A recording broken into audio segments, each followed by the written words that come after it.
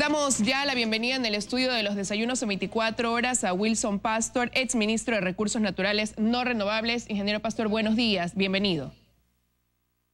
Gracias, buenos días, gracias por la invitación. Antes de empezar la entrevista, me gustaría que escuchemos un extracto de las declaraciones del Contralor Pablo Celi en este espacio, referente precisamente a este informe emitido por la Contraloría General del Estado en cuanto a la adjudicación del campo Singue. En el caso Singue, en forma particular, la Contraloría ha auditado no a personas, ha auditado el proceso precontractual y el proceso de concesión de un bloque petrolero. En este sentido, la Contraloría ha puesto en evidencia un conjunto de irregularidades cometidas a la hora de evaluar las ofertas y a la hora de decidir la concesión. Desde este punto de vista, entonces, no cabe ninguna interpretación subjetiva respecto de la acción de Contraloría, más aún cuando en este examen particularmente las evidencias están absolutamente sustentadas desde el punto de vista documental, que es una obligación de la Contraloría, hacerlo con pertinencia, con suficiencia y con sustento legal. Bueno, ya hemos escuchado parte de lo que fueron las declaraciones del Contralor Pablo Celi. Ingeniero, ¿qué tiene usted que responder al respecto? Porque de su parte usted ha calificado este informe de Contraloría como una cacería de brujas. Mire, señora periodista, voy a responderle al señor Contralor con lo que acaba de decir. No vayamos a subjetividades, vayamos al objetivo. El campo Singue es un campo pequeño de Petroecuador que fue perforado en 1990 y desde entonces produjo hasta 1997. En 1997 se abandonó porque no producía sino 150 barriles, es decir, no era comercial. Se hace la licitación en el año 2010 y este campo, con una inversión de 124 millones de dólares en lugar de 24 millones de dólares comprometidos en el contrato, logra descubrir 5 veces las reservas estimadas ahí, que eran de 2 millones de barriles. De 150 llega a producir hoy en día en promedio de 3.000 barriles, 20 veces más. El Estado ha recibido 300, el contrato ha generado 300 millones de dólares, de los cuales 153 millones han sido para el Estado, el resto para la compañía para cubrir 76 millones de dólares de costos, quedándole 70 millones de dólares para cubrir las 124 millones de dólares de inversión.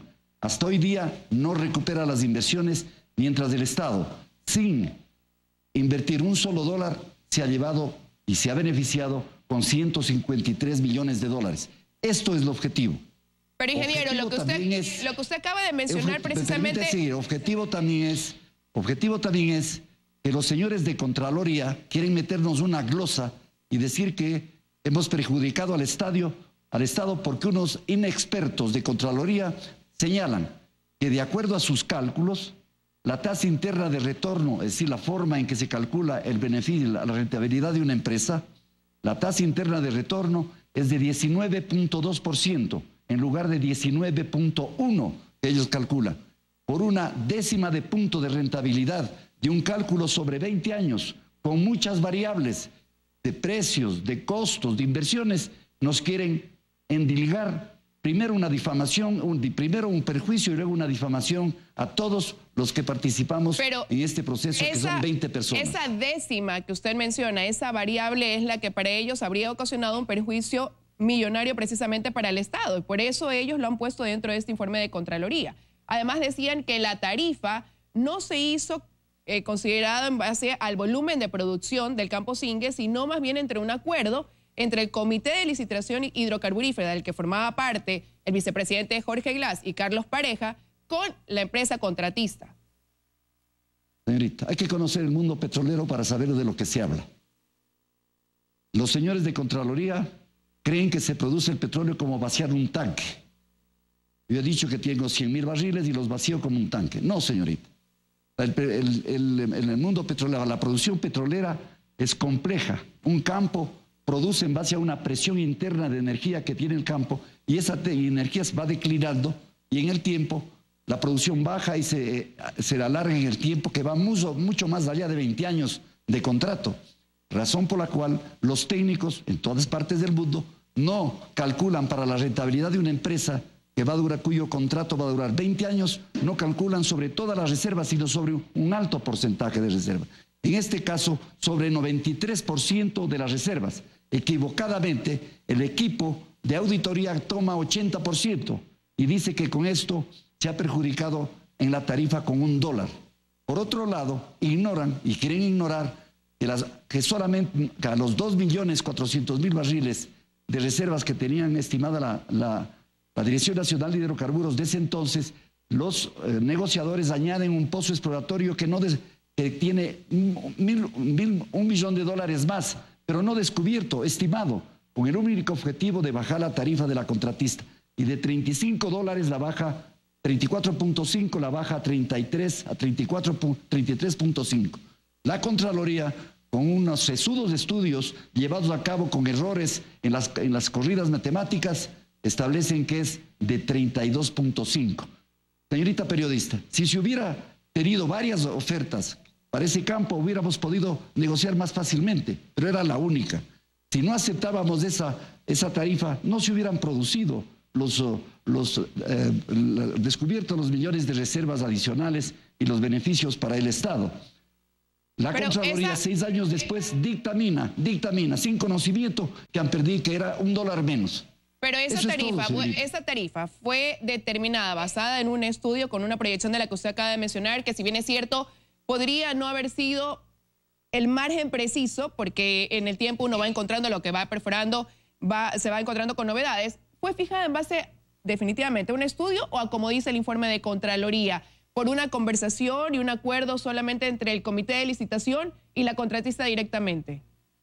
Señorita, el equipo negociador lo que hace es negociar. Hay una sola tarifa. Se negocia la tarifa. No se la impone, se la negocia. Y para negociar se tienen instrumentos que ayudan a negociar. No hay una fórmula matemática perfecta que le diga esto es y punto. No, se negocia, hay parámetros que se estiman. Y en esa negociación la responsabilidad entonces recae directamente en ese comité negociador o también en quien tuvo la responsabilidad ya directamente de adjudicar ese contrato. ¿Me repite, señorita? No la entendí. Le decía que la responsabilidad entonces de fijar esa tarifa que se hace a través de una negociación recae directamente en el comité que la negocia, en este caso con la empresa contratista, o también la responsabilidad ya es directamente de quien da paso a la adjudicación de ese contrato. Somos responsables en lo que hacemos, la Secretaría de Hidrocarburos, el equipo negociador, el comité de licitación y quien habla. Aquí no hay que excusar a nadie. Aquí somos todos responsables y lo hicimos con el convencimiento de que era beneficioso para el país, como lo ha demostrado la realidad 6 años después. No bajo suposiciones de gente que no conoce. 6 años después fija tarifas unilateralmente cuando había que negociar. La ley de hidrocarburos dice que se debe fijar la tarifa con la estimación de inversiones, costos y gastos. Nadie es brujo aquí para decir, o mágico o mago para decir era esto, como los magos que quieren ser la Contraloría. Ahora, otro elemento que configura dentro del informe de Contraloría un presunto abuso de fondos públicos es la solicitud de transferencia precisamente de acciones de DIGOIL a Gente Oil Ecuador. Empresa donde su hija Silvana Pastor figuraba, pues estuvo trabajando 2 semanas después de la firma del contrato, siendo ella la apoderada precisamente de este contrato. Dentro de ese tema que también se analiza en este momento, va por el lado más ético quizás que por haber incurrido en, no sé, en un tráfico de influencias podría considerarse, porque en aquel momento usted era todavía ministro de Recursos No Renovables. Pero el tema ético quizás, ingeniero, el hecho de que su hija sea apoderada de ese contrato. Permítame aclarar esto que es grave. Y como usted dice, hasta usted está convencido que no hay ética en este contrato. No, yo no estoy convencida. Yo estoy hablando en base a los supuestos y a lo que dice el informe de auditoría. Mire, señorita, de la Contraloría. Contrato, yo intervengo únicamente en el periodo PEC contractual, hasta cuando adjudico el contrato. Este proceso se inicia en junio del 2011. Se presentan las ofertas, se analiza el sobre uno. Posteriormente, se nombra el equipo negociador. Luego, el COL tiene que analizar y ver si es favorable para el Estado el contrato. Luego de 7 meses de negociación, el 30 de abril yo adjudico el contrato. Ahí acaba mi responsabilidad. Entrego a la subsecretaría para que firme el contrato el 30 de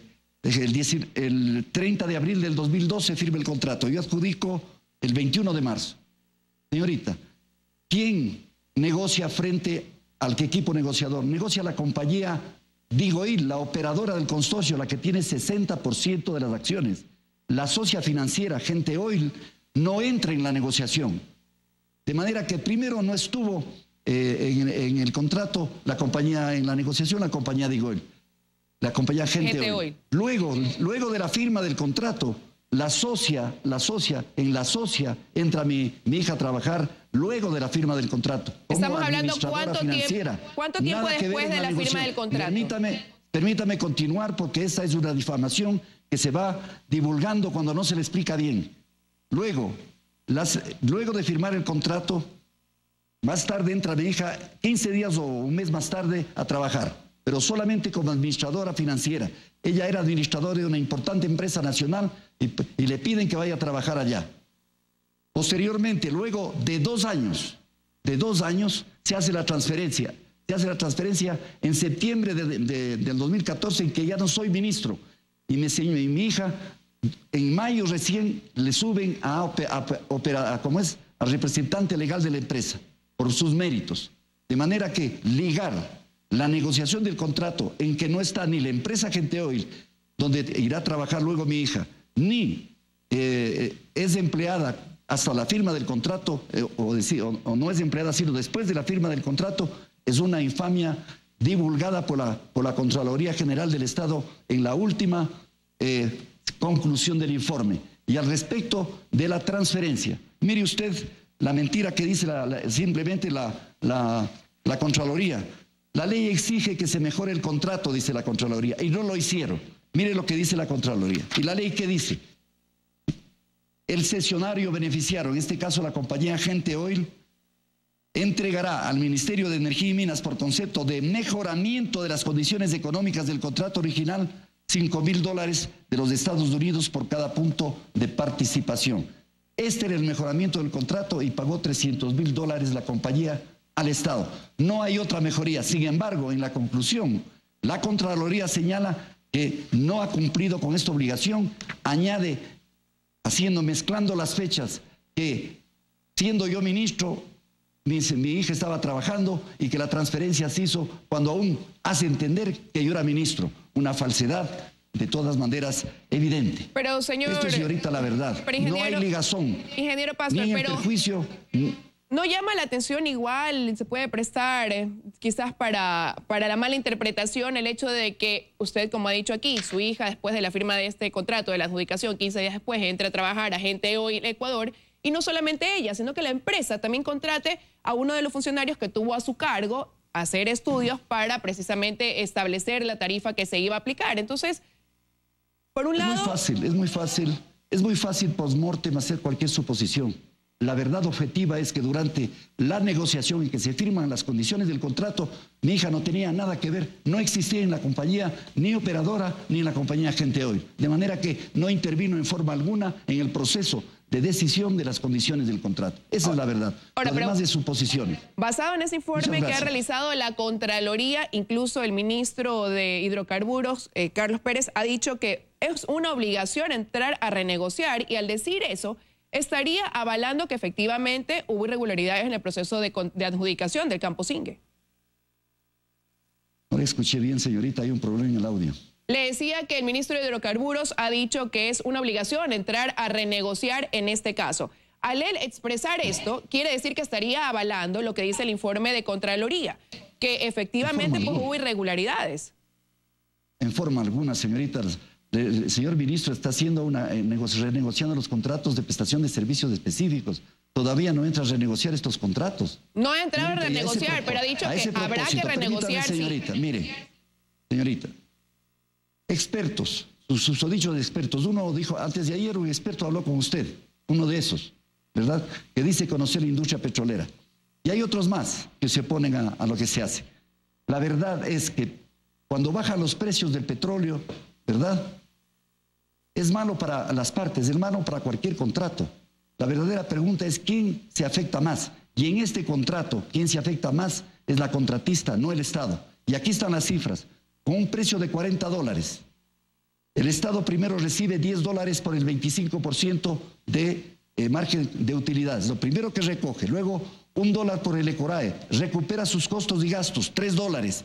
De ahí hay un ingreso disponible. Si usted reduce de los $40, de esos $13 que recibe el Estado, la compañía que tiene la tarifa de 33 apenas va a recibir 26, se le debe $7. De ahí paga impuesto a la renta con lo que le queda y el Estado recibe también parte. En resumidas cuentas, el Estado recibe $14 y la empresa $5. Una repartición de la renta del 73% para el Estado y 27% la compañía. Es una falacia lo que dicen ciertos expertos como aquel del día de antes de ayer. El problema está en otro lugar. Es que no conviene para el mediano plazo que se mantenga un contrato en el cual se van acumulando deudas para una compañía a quienes inclusive nunca se le va a pagar porque el precio, si lo sube más allá de $60, no se le pagará. Lo cierto es que las compañías se inhiben de invertir. Por esa razón, no por la repartición de la renta que se beneficie el Estado, sino porque no quieren invertir más y a la larga no es bueno para las partes. Entonces, el ministro de Hidrocarburos, a quien yo conozco perfectamente como un profesional muy competente y a carta cabal en lo ético, va a tratar de negociar con las compañías este contrato y tal vez otros en el sentido de que tratando de mantener la repartición de la renta que se tenga actualmente, lo cual no es fácil, las compañías puedan invertir más y se puedan beneficiar con rentabilidades de nuevas inversiones y puedan recuperar las que han hecho, cosa que tampoco es fácil, pero habrá que ver en qué formas se puede hacer ese proceso. Ahora, hoy día ese contrato con precios altos o bajos, siempre es beneficioso para el Estado. Quien toma el riesgo es la compañía. Esa es la verdad. Lo demás es una mentira. Bueno, sus declaraciones coinciden con las que ha formulado el vicepresidente Jorge Glass, que dice que el Estado ecuatoriano se ha beneficiado con esta adjudicación con alrededor de 120 millones de dólares, que estaba prevista una inversión menos de 27 millones y resultó realizándose una inversión mayor. Y en esta entrevista usted ha dado a entender que todo esto se origina por un error en el informe de Contraloría al haber sido auditado, evaluado o examinado este proceso por gente inexperta. ¿Qué hay detrás de todo eso también? Porque yo lo escuché a usted en una entrevista en otro medio donde usted decía que todo esto forma parte de una cacería de brujas. ¿Cuál es la motivación para esta cacería de brujas desde su punto de vista? Lo que ha dicho el ingeniero Glass, yo no lo he escuchado, lo que ha dicho el ingeniero Glass, lo que dicen los que realmente no tienen mala intención en la cabeza, es verdad. La compañía se ha beneficiado de ha recibido 120 millones de dólares, de los cuales la mitad es costos y gastos.